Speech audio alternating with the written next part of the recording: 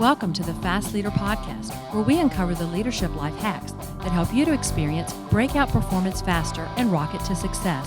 And now, here's your host, customer and employee engagement expert and certified emotional intelligence practitioner, Jim Rimbach. Call Center Coach develops and unites the next generation of call center leaders. Through our e-learning and community, individuals gain knowledge and skills in the 6 core competencies that is the blueprint that develops high-performing call center leaders. Successful supervisors do not just happen. So go to callcentercoach.com to learn more about enrollment and download your copy of the Supervisor Success Path ebook now. Okay, Fast Leader Legion, today I'm excited because we have somebody on the show today. While he does have a very common name, has some very uncommon tactics that we can all benefit from. Mark W. Johnson was born in Boston, Massachusetts, and raised in Hollywood, Florida. His father was an airline and corporate pilot, and his mother an opera singer. He has one older brother who is a practicing radiologist. Growing up, Mark was heavily involved in making and flying model airplanes and playing golf on the high school team. After attending the U.S. Naval Academy, he spent 8 years in the U.S. Navy as a nuclear-powered, trained surface warfare officer and served as part of the first Gulf-Iraq War operating in the Red Sea. After leaving the Navy, Mark received his MBA from the Harvard Business School and then spent 3 years at the management consulting firm Booz Allen and Hamilton in New York City before co-founding the strategy and innovation consulting firm InnoSight with his Harvard Business School professor, Clayton M. Christensen. Mark has been a strategic advisor to both Global 1000 and startup companies in a wide range of industries. Mark's most recent work is focused on helping companies envision and create new growth, manage transformation, and achieve renewal through business model innovation, and he is a frequent writer and speaker on these topics. Mark has published articles in the Wall Street Journal, Sloan Management Review, Businessweek, Advertising Age, and National Defense. He is also the co-author of Lead from the Future, How to Turn Visionary Thinking into Breakthrough Growth, this manifesto for future-back thinking, and a hands-on guide to long-term planning, strategy, development, and execution within established organizations. Mark lives in Belmont, Massachusetts, with his wife, Jane Clayson Johnson, and they are the proud parents of 5 children and also 3 grandchildren. Mark W. Johnson, are you ready to help us get over the hump? I'm ready. Thank you, Jim. I'm glad you're here, Mark. Now, I've given my Legion a little bit about you, but can you tell us what your current passion is so that we can get to know you even better? Well, current passion is front and center with this book and launching the book, to be honest. I just think the world is in desperate need of getting out of short-termism. There's been a number of people who have talked about thinking about the long term, but practically putting it in place and being able to plan for the future just seems non-existent. Whether we're talking about in the business world, government, education, I think we're all sitting in a world of short-sightedness. And my passion is to help people practically bring the future alive and manage for it. Well, I think, you putting the way you did, I know was, of course, more than just rehearsed. It's part of what you do every day, but you talk about the planned piece and, being proactive. But you talk about this in the book, and you say the pull of the present presents engaging with the future. And you kind of said it there too, but can you elaborate on that a little bit?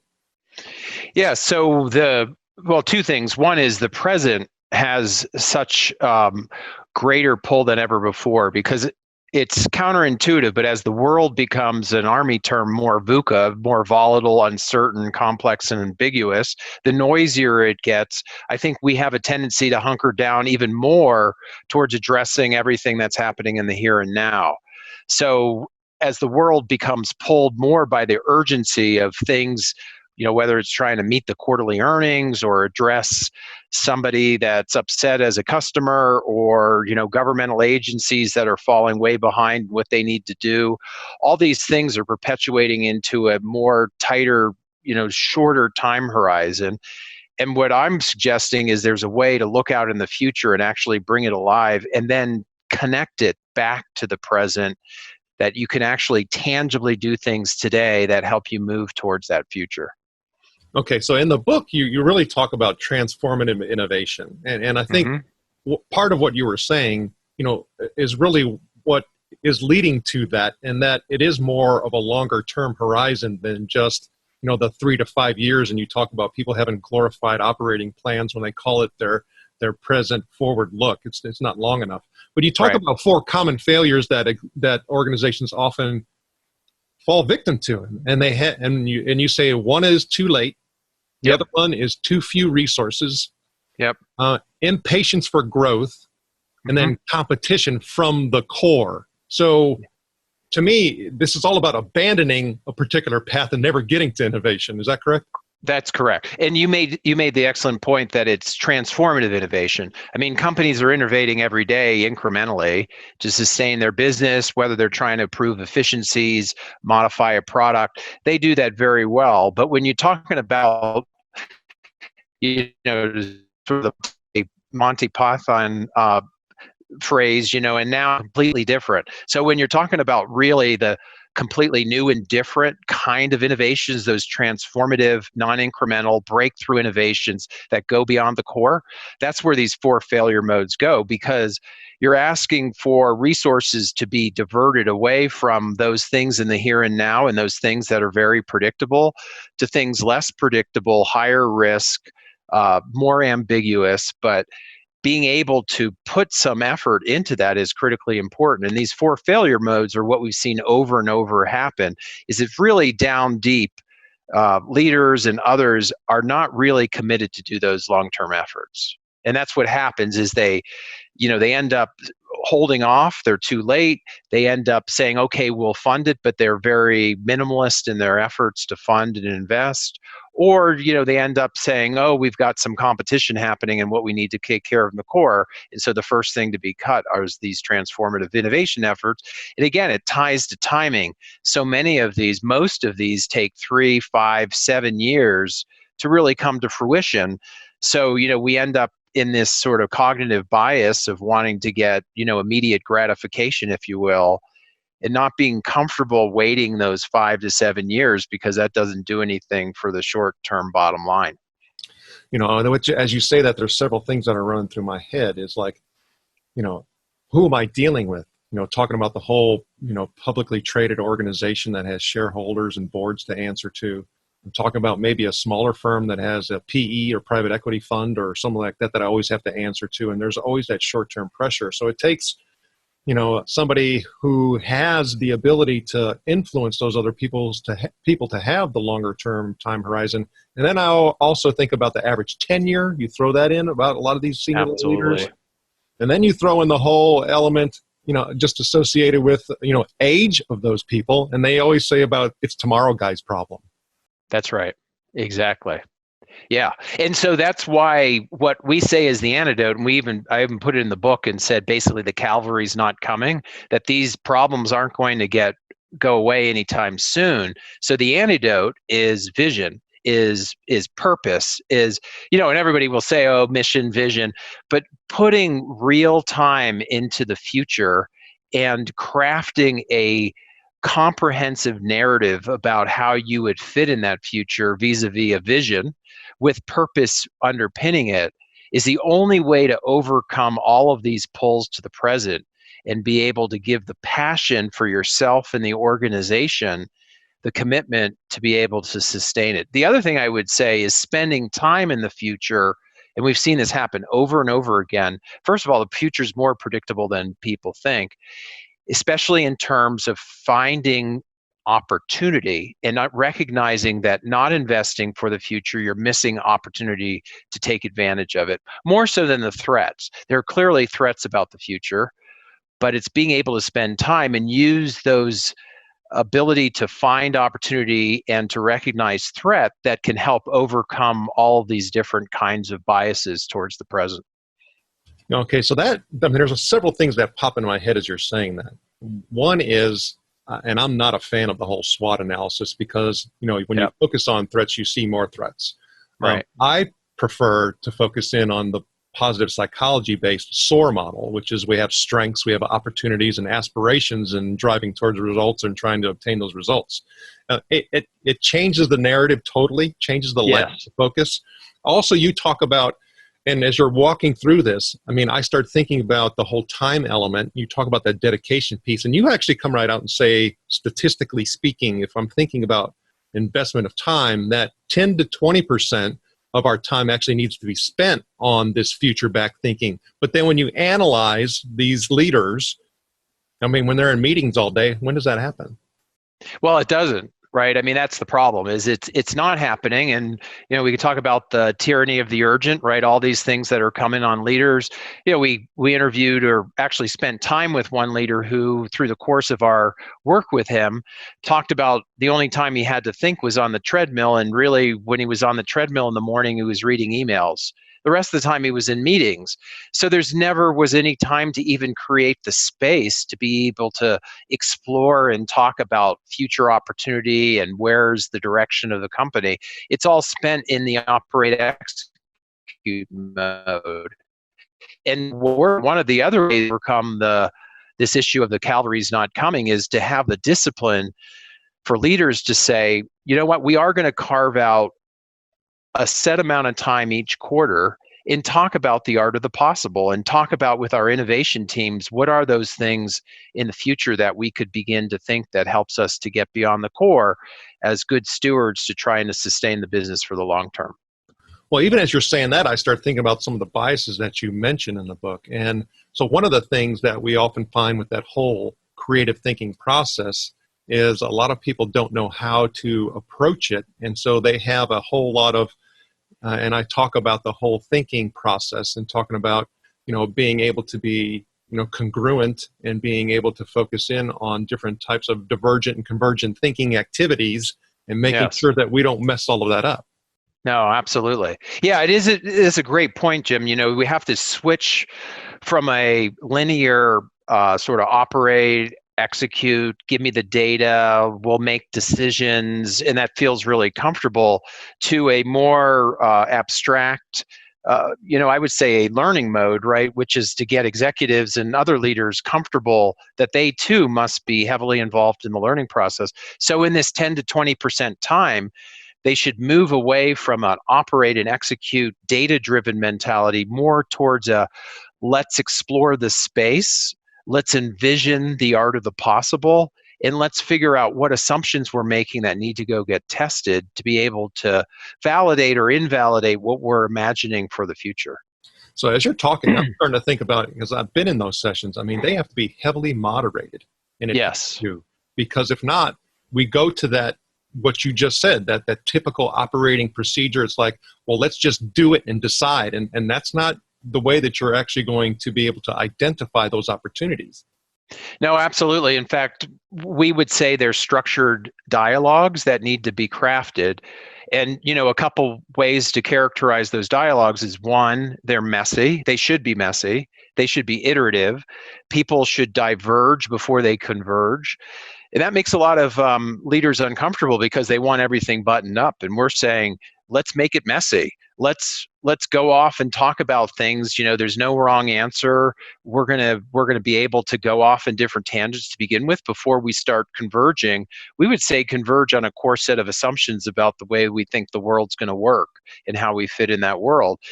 And that process has also got 3 steps forward to a step backwards. You can't get everything done in one session. You have to think about it over time, because people need soak time to figure out how are they developing a point of view about the way things should be in terms of their future business. Yeah, and none of this stuff is easy. And however, you kind of make it seem easy or appear easy when you talk about these 3 phases of future back thinking, which is, develop your vision. And again, we're talking, 7-10 years out. Yes. Convert vision to strategy, and then program and implement the strategy. Now, for me, I've been studying this whole future back look. Now, I refer to it as retrospective engineering. Yeah, I like that. Yeah. And because if you look at chess grandmasters, they play the game backwards from checkmate. Yeah. That's how they go about trying to figure out what move they need to make. Yes. And so for me, when I started looking at your work, I'm like, well, man, that's engineering. And I mean, this is retrospective engineering. It's what I've been, chatting about for a while. So for me, I connected with it quickly. But when you start trying to explain this to others, and while I do have the 3 phases, which is beauty, it makes it simple. But how do you get people to understand being able to connect today to the future? Well, there's a couple things you said that I think are really important. One is this idea of being an engineer, and I think there is an engineering component, because without a set of steps and without some practicality, then we end up in sort of pie in the sky thinking. And I think it's where futuring and visioning gets a bad rap. Is it's like, well, that's great, but it's not very practical in terms of what we're going to do about things. So I think the first order of this process is, one, becoming a great storyteller, becoming a great inspirational person, like we talk about in leadership. But then you've got to translate that compelling narrative, that vision, into a way to make it practical for the organization to allocate resources. That's where the engineering comes in. So in a nutshell, these three on forming a vision would be about how do you sort of craft a way to think and talk about the future of your organization and your enterprise in terms of the environment that you've envisioned 5 to 10 years out. That's the inspirational narrative piece. But then you have to convert that to what we would call a set of three portfolios. The first portfolio is a future state portfolio, which is a literal quantification of what you would predict, or what you would estimate is the mix between core business, adjacent, and new growth, and being able to articulate it in terms of financial revenues or profits or some kind of metric. In a nonprofit, it might be, sort of level of initiatives or types of initiatives that happen across what you're doing today versus in the future. And that future state portfolio is a sort of engineered or conversion of that inspiration into something that you're sort of laying out as a target in the future. And then you need to walk that future state portfolio, into a set of portfolios of today, a classic innovation and growth portfolio that again comprises core, adjacent, and new growth, where you're literally going to allocate resources from what we'd say is an investment portfolio, again, split between the different groups, that then is a way to define seed planting initiatives that you're going to start to test and learn about how those initiatives are moving you towards that master plan that you put 5 to 10 years out. And what happens is, as initiatives prove viable and work within the environment, that those give confirmation towards your future intended enterprise. Things that aren't working out will give you feedback that we have to make an adjustment to our vision in terms of our future state. So it's a lot to sort of, I think, for your audience, comprehend, outside of me laying it out in the book. But suffice it to say, the visioning piece is the first phase. The convert to strategy is the actual how you're going to win in the game, how you're going to actually implement that vision. And then the programming and implementation at the very end is how do you get the organization aligned and set up to be able to move forward with the transformative strategy. And the thing that I like and why I'm loving having you on the show is that the reality is that when we're talking about a lot of this future state and impact, it's customer focused, it's customer based, it's customer experience, Yes. It's employee experience, because you even talk about, talent and capabilities. And that is the information that those people at the senior level they need in order to be able to drive some of these decisions and understand context and understand direction and understand need comes from the front line. It absolutely does. In fact, the whole premise of going out into the future, to your point about SWOT and classic strategy work and trends analysis, is it's really not about, hey, what do socioeconomic trends say or what do technology trends are. Those are all in service, to your point, where is the customer going? What's the customer going to really care about? What's most important and going to be least satisfied 5 to 10 years from now? And how do you anticipate that? It's a little bit the Wayne Gretzky quote, skate to where the puck's going. Well, that puck, without in any way being insulting to our customers, the puck is basically, where's the customer going? And how can you actually shape where the customer is going by being able to anticipate for them what their unmet needs are going to be, by being able to understand the circumstance based on the trends, help define the circumstance for that customer and help you really start to anticipate and position what are those kinds of breakthrough opportunities that you can start developing now to serve that customer of the future. Well, and at all levels, you talk about, and you kind of mentioned this in the book, or you kind of mentioned this a moment ago, but there's some roadblocks to the whole future-mindedness culture, if you want to create, and Yes. starting with the individuals and having the organization do it, is that we have a slew of cognitive biases. We also have organizational rewards and incentives, and then we also have ecosystems rewards and incentives. So I think it's easy for us to really get into the understanding of the organizational rewards and incentives. But the thing that intrigued me the most was the whole ecosystem rewards and incentives. So if you can't, what does that really mean? Well, it just means that, especially in the for-profit public company world, right? You've got pension fund managers, you've got Wall Street, you have other investor stakeholders, you have regulatory bodies, you have even consultants, quite frankly, traditional management consultants. You have a whole set of stakeholders in the ecosystem that, for either reasons of their own incentives or based on having served a certain way so long, are contributing to the short-term mindset. It starts with the cognitive biases because we're biased towards the short term and towards the here and now and the things for instant gratification. Human beings create the rewards and incentives, so they create those that further perpetuate the bias. And then there are just other stakeholders outside the organization that share similar interests and incentives that are reinforcing or holding fast the organization to not be able to get out of its own way. You had mentioned this also a moment ago. You talked about the tyranny of the urgent, and for me, I had shared with you that I'm actually kind of living that right now. In a couple different fronts. But help us explain what this tyranny of the urgent actually means. Well, that's just focused completely on the time dimension. And it is literally that we are so subsumed in our world of instant information and instant information and data and all kinds of challenges to be able to serve our different immediate customers, that as the world becomes more tapped with information, we just become busier and busier and busier. And then we end up crowding out the ability to spend any time thinking about the art of the possible. So the tyranny of the urgent means we have all these things coming to us, right? I, by the way, didn't coin this term. I think I forgot. It's been around for a long time, but it's some time management guru who said it. But basically, we are stuck in the urgent, but maybe it's not the vital.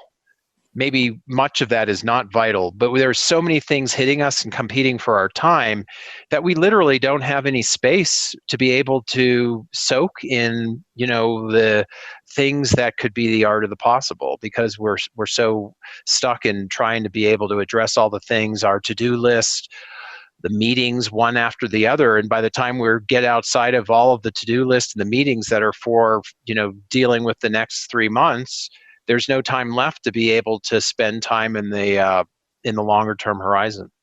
Well, and as you say that too, I came across some research that talks about when we have that issue as far as the whole, one of the tyrannies, I guess you'd say, and issues with the urgency is that as human beings, we automatically go into self-preservation mode. Yes. No, it's all CYA, baby. Right. Well, and there's also, to your point earlier about cognitive biases, there's something that feels very gratifying or that we have just a need to be able to put a check next to our to-do list. And so we have these things that come at us and we feel a need to address them. Again, they feel urgent. They may not necessarily be vital. And if we have too long a checklist, then we just have no chance to be able to think about the things that actually may be coming at us that we don't see and start to be able to plan for them. So, it's this world that we live in that is really further exacerbating the ability to really get outside of our current paradigm. Well, and to get outside that current paradigm, you talk about attributes and things that we really should be able to have as lenses and viewpoints and mindsets.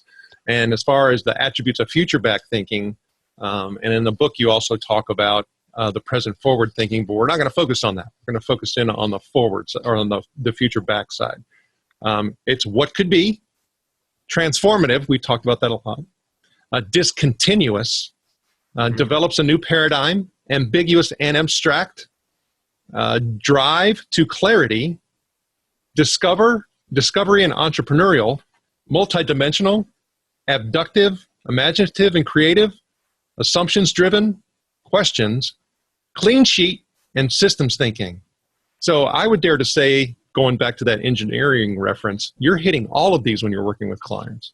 Yeah, absolutely. And what I was trying to do with, if you will, a list, I have a kind of a, as you know, a side by side in the book between present forward and future back attributes.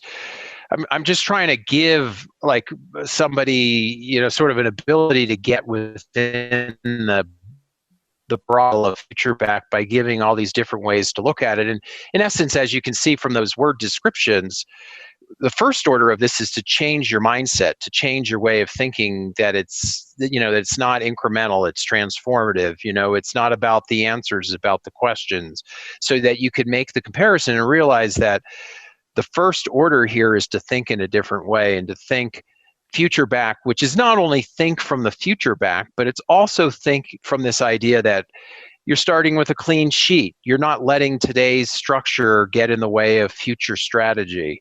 You're able to open up and say, maybe there's a whole different way we need to imagine and think about our business. It's a little bit similar to, say, in the finance budgeting world. It's not about taking this year's budget and then taking it into next year and incrementing off of that budget. It's saying we're going to zero base our budget.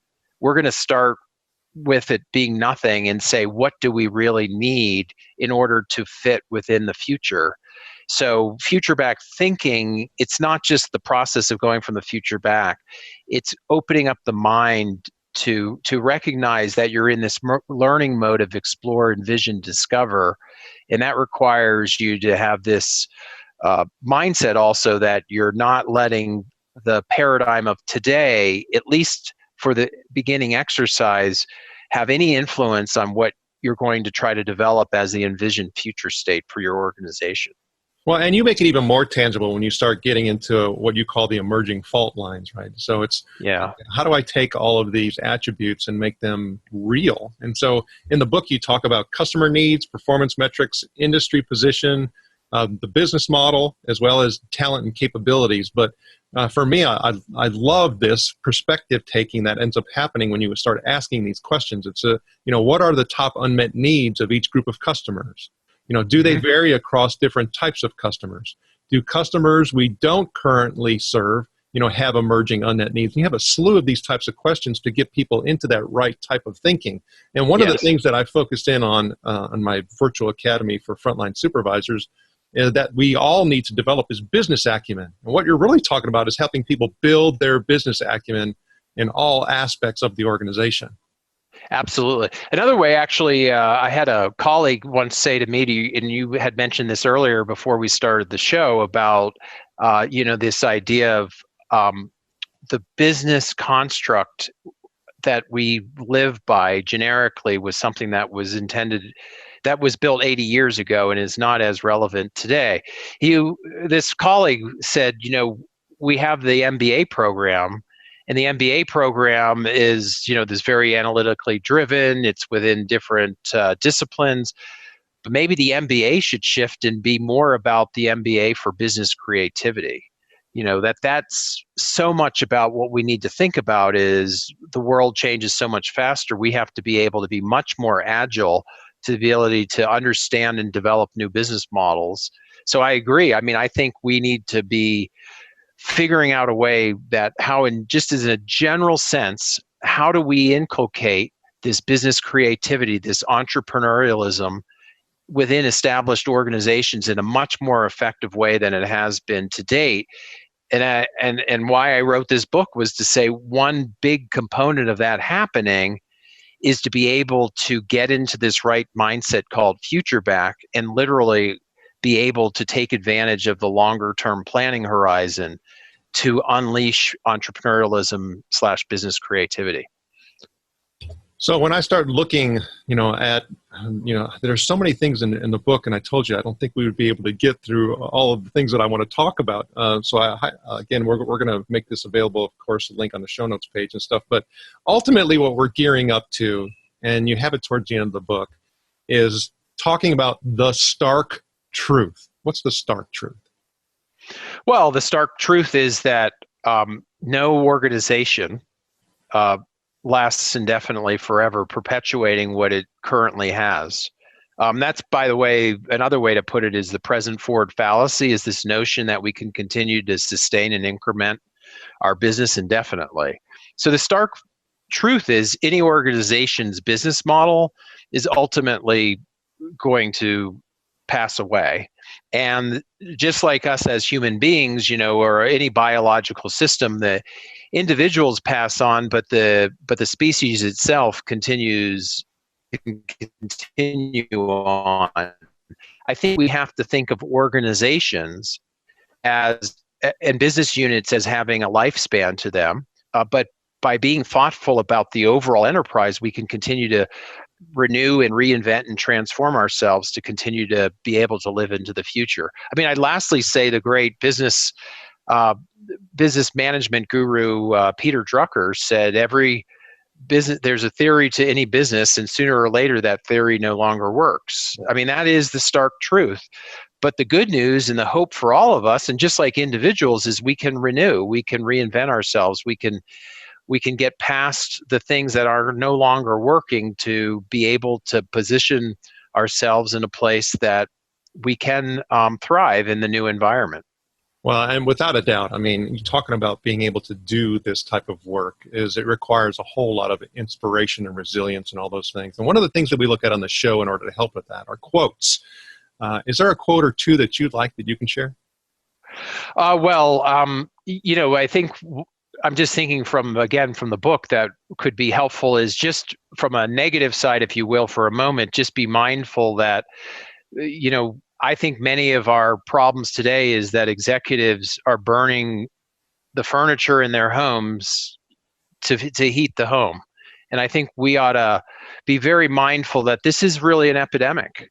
I see it over and over again that companies can't get out of their own way because they just are so beholden to the quarterly earnings. And if we don't do something about it, so many companies are in the long term going to fade away because they're not planting the seeds for growth platforms for their future. So, that would be kind of one quote that just comes right top to mind that rings over and over. Another one, I think what I would, I'd share just right up front, but I'm gonna have to look at it to remember. Yes. So here's the quote I would just, I think, be good to inspire everybody that this is eminently doable. Developing and deploying an inspiring and actionable vision is a skill that anybody can learn. Beyond that, it can be driven into the cultures of even the most hidebound organizations to reignite their entrepreneurial fires and infuse them with a renewed sense of purpose and direction. So I think that quote, is another point I would love to make, which is so many people think that the visionary leader is mystical, very few people can be this kind of way type of leader, or for that matter, organization. I would argue that when you combine inspiration with engineering, with practicality, you could actually make this a lot more reachable, accessible to a broader group of people and to organizations. And that's the key, is the visionary organization is the way to get past the tyranny of the urgent. It's the way to get past all of the pull of the here and now. Well, and without a doubt, when I start thinking about all this and you coming to the work that you're doing now, it didn't for you, I'm sure, happen rapidly. I mean, you had to have learnings along the way. And we talk about getting over the hump. Yes. And having ourselves be, redirected and things like that. And sometimes it happens quicker for others, but is there a time that you can remember where you've gotten over the hump that you can share? Well, I think, yes. So, if I think about it from Innosight as an organization, getting over the hump, to be honest, has been easily a 15-year journey. we spent our beginning days just talking about breakthrough innovation. I co-founded the firm with Clay Christensen of Disruptive Innovation fame. It was all about how do we create disruptive innovations for organizations so they can go on the offensive. But we kept banging our heads against these failure modes that we talked about and other reasons that the innovation never took root. It took us a long time to realize that innovation without a strategy behind it is going nowhere. And that strategy, if it's not long-term enough, is not going to be the right kind of strategy to be able to drive the innovation. And then if there's not the right kind of leadership development and discussion around, being able to have these unstructured dialogues to be able to explore and vision and create the right set of leadership mindset, then the strategy is not going to get implemented in the right way. So our getting over the hump is actually, maybe I should say, it's almost taken us 20 years to figure out that we need to bring together leadership strategy with innovation and think about them holistically if we have any success with breakthrough innovation and helping companies own their future. That's my hump, and I guess I went on a very long hump. So. Well, it's all about you learned how to do that retrospective engineering, right? Yes, exactly. Okay, so when I start thinking about that, you talk about the journey and talk about the book, and you're talking about the works, and we have some, you talked about organizations having an issue. We have governments that have that issue too. I mean, we keep seeing that repeated. So there's a lot of work to be done, and I start thinking about some of the goals that you have. Can you share one of them with us? So when you say share a goal, you mean a goal for governments or for just as it relates to this work, or just a general goal? For you. For me personally. Sure. And how you define that, how you'd like. Yeah, well, it's probably not going to be a surprise since the book's just coming out. My goal, and you just mentioned on government organizations, and, we can talk about global warming and, the whole argument about, okay, I think you're seeing it happen as we speak of, not a lot of effort in global warming because that's way out in the future. If you talked about a broad-based population, right, with a lot of pain up front to be able to do something about it. So my goal, in a nutshell, I'm not on a global warming campaign, but I'm just using that as one example. My goal is how can I help organizations, whether they be government, whether they be nonprofit, whether they be higher education, along with business, to be able to take some of this language in the book. That's my goal, really, over this next year. That's my passion, is to be able to address an epidemic. Because the epidemic is, as the world gets more VUCA, volatile and uncertain and complex, we are actually getting more short-term, we're getting more transactional, we're getting more blinded to what actually could be the frog in the boiling water problem. And that, to me, is very dangerous and very, very much my cause, is to help more organizations be able to navigate all of this uncertainty and create greater potential for their longevity. Because I think without that, then we're gonna see just a lot more pain. We're gonna see a lot more individuals who are gonna face unemployment. There's some conversation that says, let these large organizations get disrupted, let them, sort of fade away because that's sort of creative destruction. There is something to be said about entrepreneurship coming in and creating new businesses and all that. But large institutions have lots and lots of capability and resident knowledge, and we need to do something about helping them create more vision, more tangible vision that can help allow them to navigate these very turbulent waters in a much more effective way than the way they're doing it now, which in many cases, as I said, was about burning their furniture to heat their homes. And that is not a strategy for being able to sustain for a very long period of time. And the Fast Leader Legion wishes you the very best. Now, before we move on, let's get a quick word from our sponsor. An Even Better Place to Work is an easy-to-use solution that gives you a continuous diagnostic on employee engagement along with integrated activities that will improve employee engagement and leadership skills in everyone. Using this award-winning solution is guaranteed to create motivated, productive, and loyal employees who have great work relationships with their colleagues and your customers. To learn more about an even better place to work, visit beyondmorale.com/better. All right, here we go, Fast Leader Legion. It's time for the Hump Day Hoedown. Okay, Mark, the Hump Day Hoedown is the part of our show where you give us good insights fast. So I'm going to ask you several questions, and your job is to give us robust yet rapid responses that are going to help us move onward and upward faster. Mark Johnson, are you ready to hoe down? I am ready. All right. So what is holding you back from being an even better leader today? I think I need to gain more confidence in what I can do for organizations and for for work that goes outside of business. I think I just have to be even more deliberate and more definitive. And I think it's just been my sense to just kind of hold back and be humble, if you will, about things. I think I need to be more assertive in my commitment to what we're trying to get across. What is the best leadership advice you have ever received? To listen. And on the flip side of what I just said, to listen and be humble. Because listening and being humble is on the other side of learning. And being able to learn is the best way to drive growth for yourself and for your people. What is one of your secrets that you believe contributes to your success? Being passionate about communications and being proactive about that communication and being sensitive about people's needs and trying to reach out in little ways and communicative ways to be able to help them, help me and others to get what we want to achieve. And what do you feel is one of your best tools that helps you lead in business or life? One of my tools is to be always thinking about what initiative I can take. So I use one tool is to keep the word initiative first and foremost in my mind, because I think with an initiative comes the opportunity to make things out of nothing happen. And that's a definitive way to think about leadership. And what would be one book that you'd recommend to our Legion? It could be from any genre. Let's see. One book that I would think about. Seeing Around Quarters by Rita McGrath.